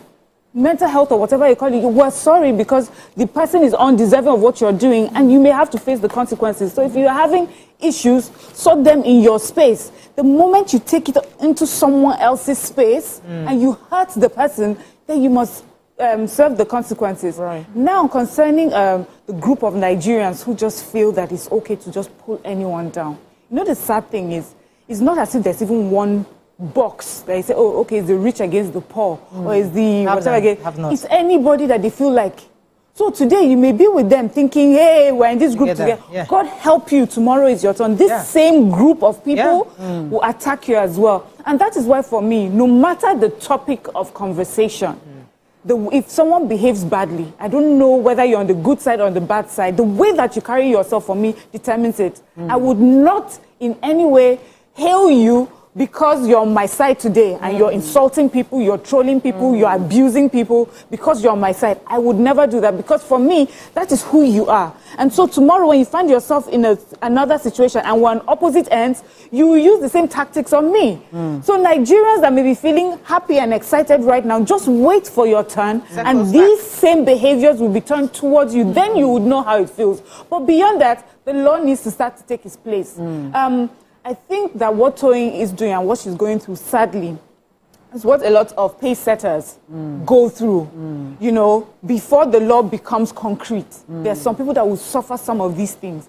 And because she's standing strong to make sure that this person is, faces the law, what will happen is that for the next generation to come, or very soon, people would not have to go through what she's going through now. Because if our laws are amended, yes, I'm saying, you know, if it was Oyibo, they would put like the Toyin's law of social media or something, so that when you try next time you're by your phone and you're about to type something, in fact, the app will send you, as you're about to send this, are you aware of this law that is out? And then you rethink. And what it does is that there is a multiplier effect when something is done right. So now you will sit down and you think before you put your hands to your laptop, and it makes you think about other things as well, and you learn to do better. But that's if we're in a society that actually takes that feedback. I mean, I would love for there to be a Toyin's law, so Toyin's social media law, eventually, where everybody knows that once you post something, you send it, something flags up to you and say, listen, I hope you know. I get that, but our society,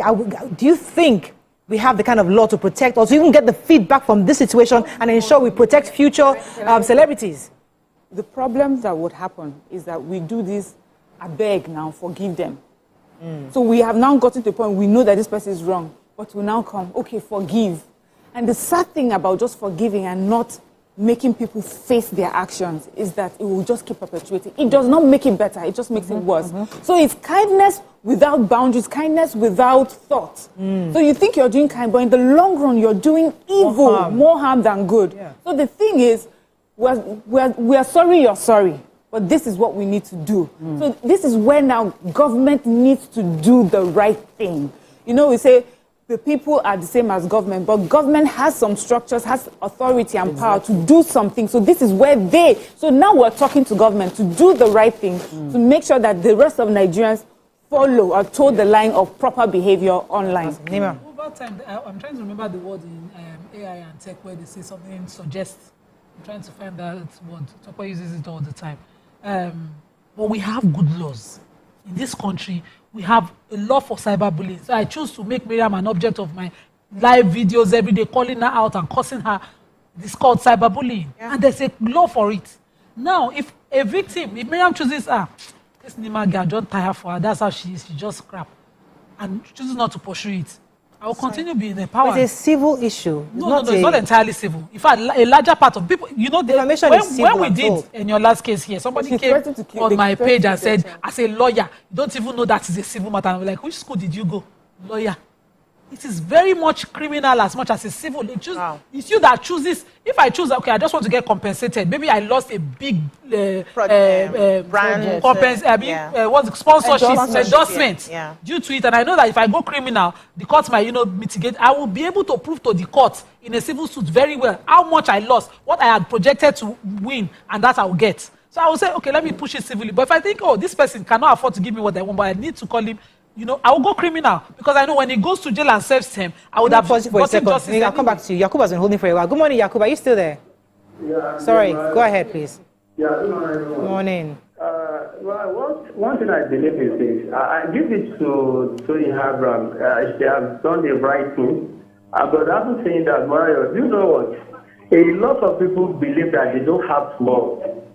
Let me even give you a typical example. Even you that hold that phone in that studio, handling that phone, do you know some people will be looking at that phone and be saying that why is he holding that kind of a phone? You get it? Because they believe they can't get it. Their mind is so poor to the extent that they don't believe that tomorrow it can be better for them. So that's why if they see somebody progressing, they'll be looking at that person. He must come down. The person must come down to their level so that everybody will stay at the same level.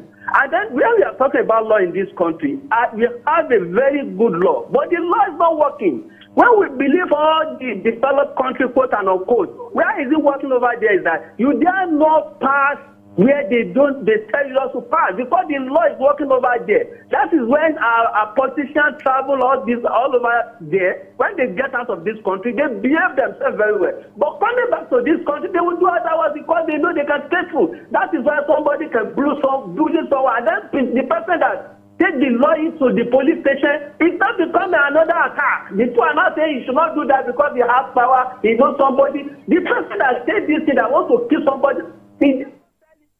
Thank you very much. So I was going to say that, we also pick and choose the rich man we want to bring down. Yes. In 2019, two girls did a video accusing Davido of impregnating one of them. They were arrested, they were prosecuted, and you see Nigerians were saying, show them, they should curb their mouth.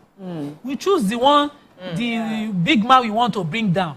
They've had several of such videos. While they were calling out Eniola, somebody was praising AY. For somebody who had called out his wife and family. While we were calling out Toyin now, there's another big man that will come tomorrow. Oh, this one, they do plenty giveaway. This one is okay. Yeah. We pick and choose. We pick and choose. You can see my confusion. Yeah, because I get really confused. Because who are we as a people? What do we want? How are we raising our children? What morals are we teaching them? What exactly? So I would like to say something. Two things about that. One is, I think we import a lot of things. Like, I think, we used to have African culture that were guiding our ways, our thought pattern, and our way of doing things. You do it, you do anyhow, they banish you, they take you to the village square. All of those things were helping us to manage our behavior. Now, we are in a global world where easily what is happening in America can be imported on TikTok in a second, within seconds. So the African culture that were guiding us, we have left it, and then we are importing things, and then we don't have system in place to help us manage those things that we are importing. And that brings me to what the last caller said. We need to have system. We need to have system in place to help us manage all of these things that are aliens to us. If we want to do it, we just overdo things, without any system. That's one. And secondly, my mind was going to, parenting, because you just mentioned that, and our upbringing, right? Everything that we are as adults, it's not automatic. Every behavior has an explanation. Your thought pattern are not automatic. They are coming from somewhere. So the way we are thinking in a faulty way, very faulty conditioning, dysfunctional thought pattern is also coming from somewhere. While we were growing up, you grew up in a family where maybe in your environment they are saying, oh, don't take that thing from that woman. Your mother said take it, and then you come out, they collect it, you want to die, and then they are saying another child that is doing well, they say, this one want to kill that child because the child is doing well. Those are the things that were in your head where you were growing up, trying to pull other people down. So all of those things are not automatic. They are stuck in your subconscious, and then you start acting them out. So that is why it's very important for us. I feel like if there's going to be solution to anything in this country, there must be a mind shift. Like, we need to have cognitive reconditioning, and without cognitive reconditioning, there will never be behavioral modification. Oh, yeah, amazing. Super. So yeah. Let me take Stella. Thanks for calling, Stella. You're live. Yeah. Good morning. Now, when the other, I don't really know her name. I don't see this program. So I think we were talking about. Can hardly hear you, Stella. Speak up, please. Okay. So she was talking about the government coming into this matter, So what I was thinking about, God bless her, I'm really happy she came up with that thought, So what I'm thinking about is it's one thing for you to say that, just to eat just to eat out and go to another issue. But it's another thing for you. I can't hear Stella. We didn't hear anything. Let's take a few comments on social media as we wrap up on this. So let me just quickly add that we also have a responsibility to educate people around us, especially the young ones that we see around us. I remember a few weeks back, I was trying to watch this Tiwa Savage's movie. And then I was asking about the movie, and my PA is a Gen Z. And she was like, no, that movie, blah, blah, blah, blah, whatever she said, that she went to her page and she wrote. I said, go back to that page and clean it. Delete everything you have written. You have no right to do that over somebody's work. You're not a critic. You are not anything that you want to go to another person's work and then lay insult and lay abuse on that person because she put out her work. And then I went ahead to explain a whole lot of things. I said, whatever you're giving out there, it's energy that is coming right back at you. And we must be very intense. You're a young person. Your work is coming up tomorrow. And you would expect that people, even if they want to say that the work is not nice, there's a way they will layer it with constructive criticism, giving you what you can do better for the next project that you're doing. Not going there to insult you because you have decided to put yourself out there. Would you like it?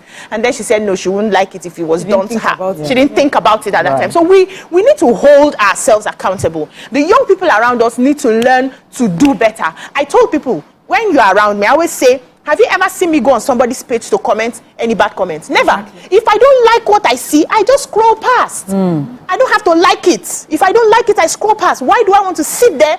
And sometimes when you see something trending and then you go and read comments, some people sit down, they are laughing at the comments. I have somebody around me that does that, and I say, please don't ever do this around me. Why are you laughing at people hurting somebody else? And you find it entertaining. And then they belong to some of these blogs that are waiting to catch somebody's gist. I told one recently when I was shooting, and I said, if tomorrow this blog carries my name, you're my friend and you love me, and they carry my name, you see the way you're sitting there and gisting, and you sit there, you will now see, you will now see what people are gisting about me. How will you feel? Say they can never. I say no. It can happen. Anybody can make mistakes tomorrow. I can flop. I'm not perfect. How would you feel if they trash me the way you sit on that page and you trash? I say, please delete if you have to be around me, delete that account. You're not supposed to be a part of that. I think that's very intentional, yes. So be intentional with the people around you and see how we can raise one another up while we're still looking at our therapists to see how we can let me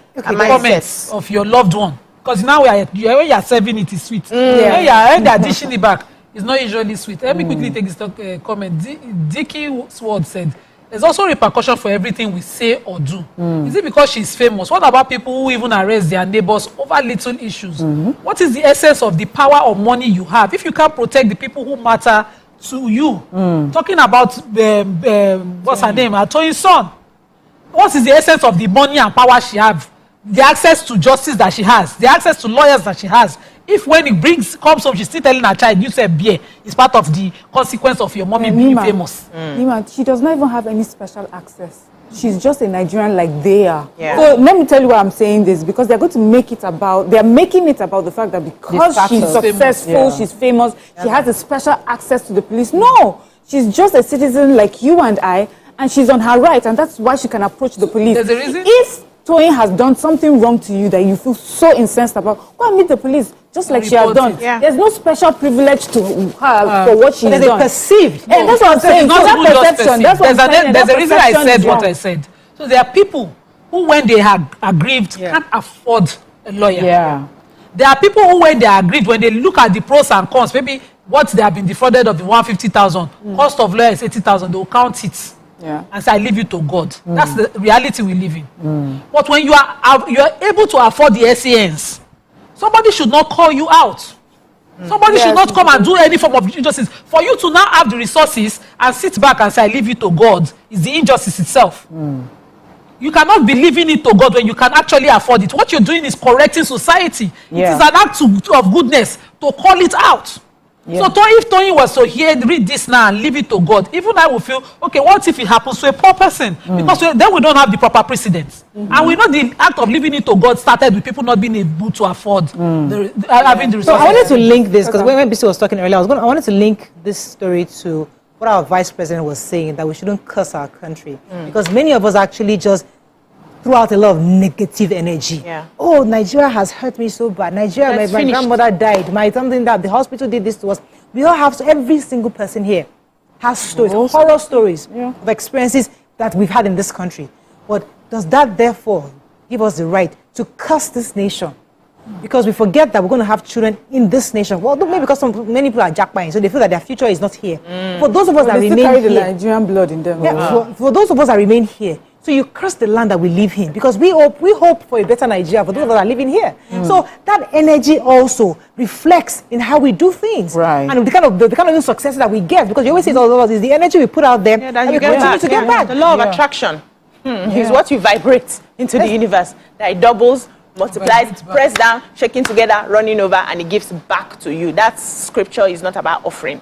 And I think in a nutshell, we should just understand that the things that you are doing to another person is doing something to them. Let's just be nice to people. Just be your brother's keeper. You don't know what the other person is going through. The fact that she's on TV or anything, you don't even know if she has something terrible that she's dealing with. And then you just come out and you just say something like that, and the person move from maybe from 0 to, you know, to minus 50. So I just want to encourage us to just be nice. She was ready to die. Yes, she had gotten and to they a were bad saying, place. just die. And we're not addressing, okay, so I watched that video, and what broke me was, you know, the state of, even though she was saying it and it looked like she was strong saying it, to me, I felt this person is completely broken. Because now she's trying to get justice, they wouldn't die again enough for her to do this video. Somebody was behind her in that video, she was like, I just want to die. I was like, and Nigerians not seeing what they're dishing. Are we going to wait until maybe their children, those who wrote it, if they're giving up on life, their children are now famous and doing videos? Because you will live long to reap your fruit. You see your own children now doing successfully, and somebody wishes them to be in this state. Or should we wake up one morning and it has really become our reality that it has happened to her? Is that how we want to live? God forbid. Then you see candlelight everywhere. The same people. Thank you. Let me take this call from Joy. Thanks for calling. Let's give you comments on social media. Joy, thanks for calling. You're live. Yeah, good morning, Morayo. My name is Joy, and I'm calling from Ogun State. I'm your first-time caller.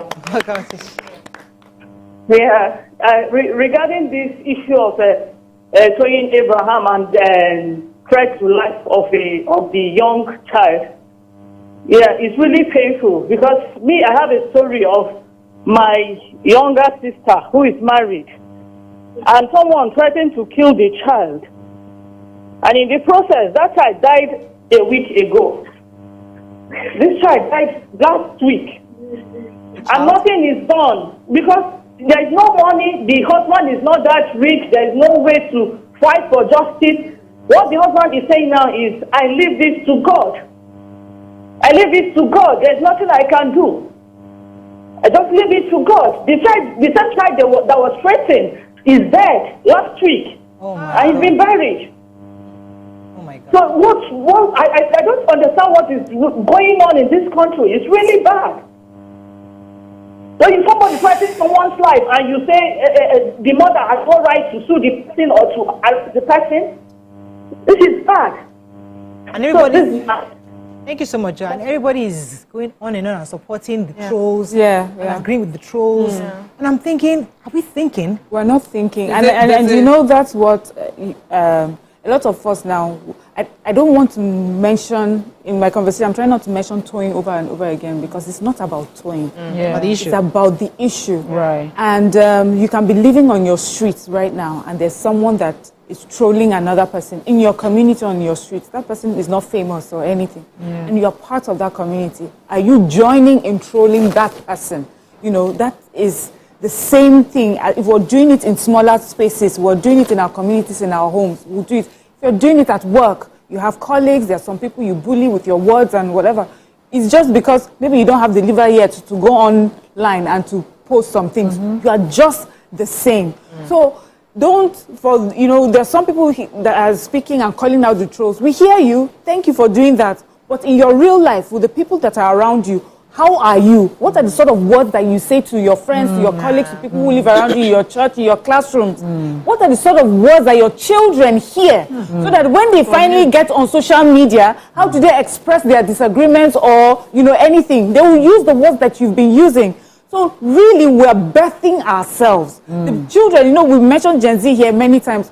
But for me, I've noticed that there are so many people much older than Gen Zs that engage in these things. Gen Zs did not fall from heaven. They learned it from somewhere. They have been using these words on these Gen Zs. They figured out, this is the way to express myself. And they're using it. All of us need to look inward and start thinking again how we talk about each other, what we say about each other, and how would we protect a true victim. Because I'm seeing, I just saw a post here by another celebrity. And I feel that this celebrity should know better. Asking for her to temper justice with mercy. You know, forgive and just let it go. Oh, wow. And that the bullying she's getting is coming from a place of hurt that everybody is feeling, that she should let it go. You should know better, because tomorrow it might be you. Absolutely. Facing what she is facing today. She's not doing anything wrong. Because for me, the language suggests that she is doing something wrong. The person that is bullying is the person that should temper justice with mercy. Sir, these words that you are writing, be merciful. Think about the person that you are typing it towards. It will affect this person. So that's how I would like for us to think. Wait, see, a comment on YouTube I would like to address. It said, all this use of police to bully people should stop. If you are aggrieved, sue. That's annoying. If the measures, the measures of what or this magnitude of what is done to me is criminal, I will go and sue civilly. When there's a criminal provision in our ACJL that covers what somebody has done, I will say no, because the people will say I'm bullying with police. Please, when you want to bring a criminal action, do you carry the gun by yourself to the thieves to shoot, or you write to the police? Of course, it's true. We cannot be playing wise and foolish. At the same time. It's annoying. Somebody else went and said, I wanted to address it quickly, that auntie, everybody cannot be kind. You know, people should just stop being sensitive. She's being too sensitive. Wow. Yes, that's what the person is saying. I'm trying to get. Let me pause you. While you're looking for that, let me take Daniel. Daniel's been holding for a while. Good morning, Daniel. You're live. Hello. Good morning. You're live. Being too sensitive. Yeah, Daniel. Yeah. I'm Daniel. So, hello. You're live, sir. Go ahead, please. Yeah, my point about the whole thing is that, like people have rightly noted, the people's mindset, especially in this country, is terribly unfortunate. And again, I am of the opinion, I'm one of those who believe that whatsoever you sow, you will reap. So if it is true, and I know it's true, that ignorance of law is never an excuse. Whatever one dishes out with his or her mouth, the person should be able to bear the consequences. There's nothing like, I'm rich, I'm not rich, someone is being intimidated. If you know you're not rich, and you feel someone is intimidating you, and you can speak anyhow, you have to bear the consequences. Conclusively, what I'm saying is that even within our neighborhood, people will do something. They know that what they've done is terribly wrong. Sometimes they dupe you 3 weeks later. And when you go to sometimes police station to report, what you get is someone telling you, I know this, I know that, I know the DPO, nothing can happen to me. And this makes it terribly wrong that by the time you try to change that case, if indeed that person knows anybody or knows few people, before you know it, that case becomes nothing. Thank you very much, I don't think that. I didn't hear everything you said. Yeah. Just as this comment says, everybody can be nice. People should quit being sensitive. Yeah, it's correct. So, yeah, I address it when we talked about the secondary school bullying. When you address the reaction, oh, you are now angry. Why did you shout? As opposed to addressing the person starting something. You two kids are playing, one is not having fun, and they force that child to say the child is too sensitive. You know how we grew up? My surname was Akashat, and a lot of people just enjoyed pronouncing it wrongly. I took a lifetime of fight and correct to say, it's Nima Akashat, not Nimota. I'm not Yoruba, I'm not from your place. I'm not your grandmother's named after your grandmother. The way my father called my name is different. A lifetime of doing it. To have people who just chose, let me call her Akashat, I think I'm safer. So, and some people say, okay, let me just call her Nima. Of a lifetime. Nobody addressed the people who chose to have a twisted tongue when it comes to people's names. I take my time when you call your name to memorize every syllable so that I don't offend you. And people don't see it as sensitive as that. You're sensitive. It is what you call your name that somebody should call you, as simple as that. Then when somebody says, I'm not playing, ma'am, I don't enjoy my mugs upside down. Please leave the mug. Insisting. And you're saying, why you want to upside down? Not the ordinary mug. That's all of us they do. That's not how this person wants to do it. Society doesn't grow like that. Yes. Society can never develop. Somebody wrote that when she said cognitive, what was that word you use now? Somebody said on YouTube that it is a parenting thing. It starts from the home. When you see mothers say, If this child, they lock him inside. I say, no, this child will play outside. Yeah. He will play here. And he will play the way he wants to play. Let me come to you in a second. I'll come to you. He's not going to play the way other people. I have a caller's been holding for me. I think it's Tony, I believe. Thanks for calling, Tony. You're live. Go ahead, please. Good morning, ma'am. Good morning. Good morning. I'm a first-time caller. Welcome to I've not been through. Go ahead, please. Please, I want to talk something about this matter. This thing happened to my mommy. When she moved from a town to our village. When she got to that village, all the landed property their parents left for them, one of their uncles just went and sold all of them. My mommy had to fight with her life and collected all this landed property back. After that, they started bullying her. They were threatening her that, yes, I am going to kill you. I will kill your children. We started crying, me and my elder brother. My mommy, despite the fact that she's not a learned person, and there was no police station in our village then, my mommy traveled to a nearby, a local government to go and report to the police. When the police they summoned them and they warned them, they wrote an undertaking. By the time, it's just a pity that the uncle and the son that were threatening my mommy, they are no more today, and they became friends. So I believe Tony is fighting for her right. She has been bullied by, if I just don't want to mention, there was somebody that has been bullying that lady. I love her. I wish I could be like her. She's really a good person. Maybe God will help me. Thank you very much. Thank you very much. She is. She's a nice person. She's very calm. She hardly even, gives back when they give to her. If you check her comments, most of the time it's love and light. Or she will just play with what you have insulted her with. That is how we've known her. There are people that you cannot go on their page and write that nonsense. You won't be breathing right now, And for those people, they have found a way to ward off some of these things. Because you that you are going there, you ask yourself, is my grace enough to handle this person's grace when she decides to give back to me? And all of us cannot be like that. So for the people that are nice enough to either follow the law or keep quiet, the system needs to work for them and sort of help them solve it. But you highlighted something which everybody is doing right now. The people who are saying she should not be too sensitive and all of that, they are gaslighting her because she has decided to take a stand. And they are invalidating her feelings. You have no right as a human being to invalidate another person's feelings. If you tell me hello this morning and I take it the wrong way, it is not for you to be telling me, but it's just hello I told you now. Why are you vexing? I am vexing because that's where my state of mind is at that moment. And if you are right about anything, it's for you to apologize and say, I'm sorry, I didn't mean it like that. Not that this small thing, any small thing she go vex, any small thing she go shout, any small thing she go there on her own. Then they play with you. No, you don't do that. That's gaslighting. And unfortunately, we're doing it at a mass level. Everybody's just gaslighting one way or the other. Somebody made a comment here to say, I'm not against fighting for your rights, but all these ones that we use police to bully people, we need to stop it. We use police to oppress people, we need to stop it. Who is oppressing who? She's a victim here. Let's call it what it is. She's the victim. No, maybe let's even put it. What the person has done is criminal. You have abused me, Abi. I should carry my cane from my house to your house.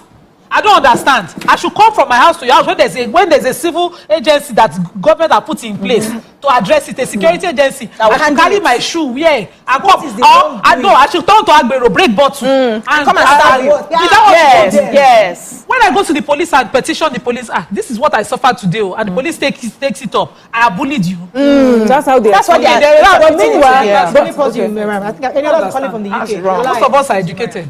Wow. Thanks for calling. You're live. Hello, good morning. Good morning.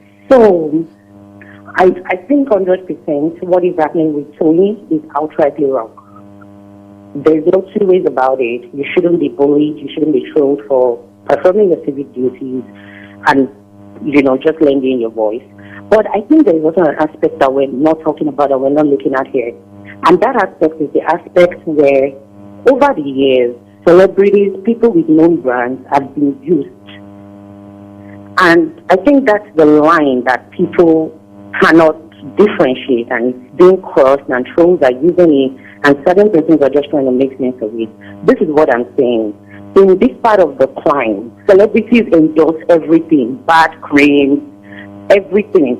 They just, I think for them it's fun, or they don't understand the full fledged of when you put your name and your brand behind something. And I think that's the line that, people cannot differentiate. The issue here is someone saying that, I spoke with these candidates, they shared their minds with me, they shared their dreams with me, they told me this, they told me that. You kind of put yourself in that spot. This is not a civic duty issue here. You came out using your brand to say, follow me, follow my brand, and let's vote for this person because they've shared certain things with me. I think that's a line that people are not really able to differentiate, and it's very unfortunate that trolls and people that are trying to make sense of it are just getting mixed up. The trolls outrightly wrong, but I think going forward. Thank you, Anila. I think what she's trying to say is that celebrities here in Nigeria endorse a lot of things. Okay. So maybe other places you are careful of your brand and you're careful what you endorse. And I think she's just really referring to the fact that many people have said that Toyin endorsed this particular administration during the election period. She says, I had a conversation with him and, and so in her mind, people are unable to separate Toyin the brand from the administration that she has endorsed. But I've heard people also say, why are you picking out Toyin? There's a list of people that endorse this particular administration. Celebrities. Yes. Front-facing people, just as big, just as famous, but you haven't come for them the way you're coming for Toyin. So it begs the question, why Toyin? What is the agenda? What do you think you will get from Toyin? Then you've listed all her movies and her businesses and you say, sabotage her business. For what? Why? What haven't you done? If it's about what she has endorsed, why have you not followed all the people that are on the same belt? Right. Because the people have a different personality from Toyin and they will give back. So now, secondly, is the bullying, where people are always people are saying she's using her fame and her power to use the police to bully them. Okay, if we were to say that the bully is using social media to bully her, that means you have the bully. So that's the thing about these victims. They understand their power as well. Just come on, cry, say some of these cloud chasing tweets and everything. You find an army and you bully someone, so you are not as helpless as you present to be. You're not as helpless as you're presenting yourself. You know the power that you have, and you have decided to use it to stop someone else from being, because you know that power. So you are not a victim here, Uncle. You're a bully, and you're a powerful bully. Let me let Dr. Tulu have a final word on this, because this is something that is really hot now. Everybody's talking about it. But I know you're a doctor, and one of the reasons I wanted you to join this conversation is really to help us live better and do better, make better decisions as a society and as a community. Let me let you. So two things I will say. I will say that every bully is a product of a dysfunctional home. Bam. And every of your behavior is a reflection of where you are coming from. So we can't keep replicating generational trauma, because you traumatize someone and the person is traumatizing another person, and the person is also, the person is bleeding and is bleeding to what everybody, the person is meeting. So we are replicating this trauma, we are taking it everywhere, and we are becoming a whole dysfunctional society. We cannot continue like this. So the first thing is, as parents, every one of us, as even individuals, we need to look at ourselves, and we need to work on families, we need to, parenting, the kind of children we are releasing into the world out there. We need to do something about it. We really need to work on our mind, raise children that are functional. Dysfunctional families will all the time, in almost all cases, come up with dysfunctional children and then dysfunctional society. So we really need to work on the family from the parenting side. That's one that I would say that we really need to work on our mind. Every one of us, even if you have an adult, you've grown, make effort to work on your mind. Why do you think the way you do? Why are you the one bullying people? Why are you happy when other people are falling? Why does that make you feel good? Why would you say another person should die? What kind of person does that make you? So you need to also look at yourself, look inward, and find out why you act the way you do. And then secondly, I would just encourage kindness. I will just encourage us to, even if you are messed up, just try and understand that if you shouldn't mess up another person for crying out loud. The person that you are messing up can also begin to mess up other people as well. Can you just deal with your own trauma and stop messing other and be kind? People are dealing with so much already. We have to wrap just up do now. the little you can do to make life Thank you so much. We have to wrap up, but I must announce to Nigerians this morning, because we've gotten one of the biggest rulings for our country, local government autonomy. What that means is that money comes directly from the FAC to your local government. Wow. You can go and hold their purse. And so, man, do something. My road. Because they can't say, they have not received money from state. They have money now. Yeah. So now Supreme Court has ruled. That's final. Yes, apex. So there's nothing else. So hopefully, but this is a good conversation for the lady and me. I'm not going to be here tomorrow. But not tomorrow, Monday. So let it brew for a few days and let us see all the various angles. We'll discuss it on Monday. That's all we can take on today's show. Have a great day. We'll see you tomorrow. Bye for now.